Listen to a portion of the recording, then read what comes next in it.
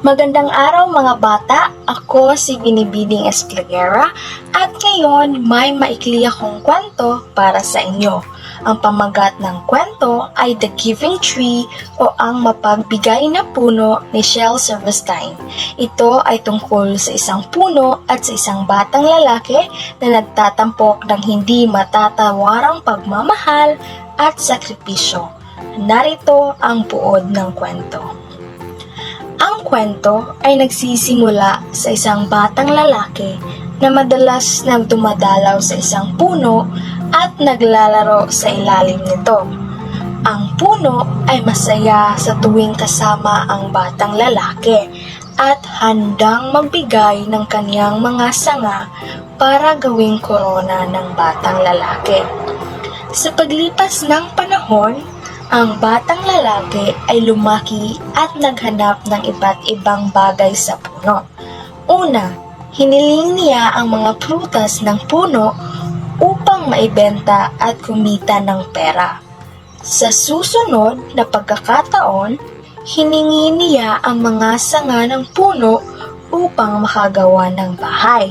At sa huli, hiniling niya ang puno mismo upang makagawa ng bangka at lumayo.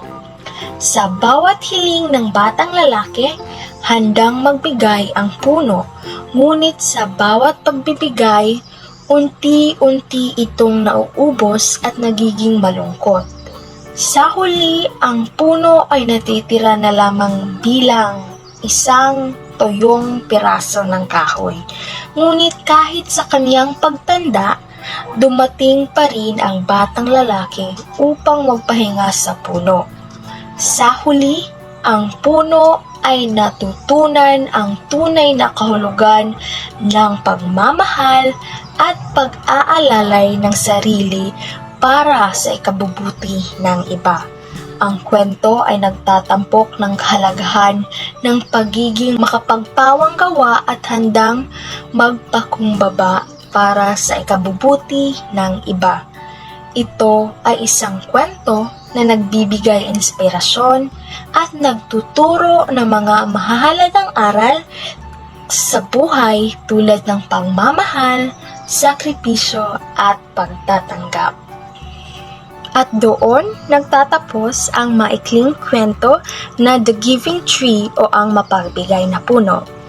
Yun lamang at sa susunod muli. Maraming salamat.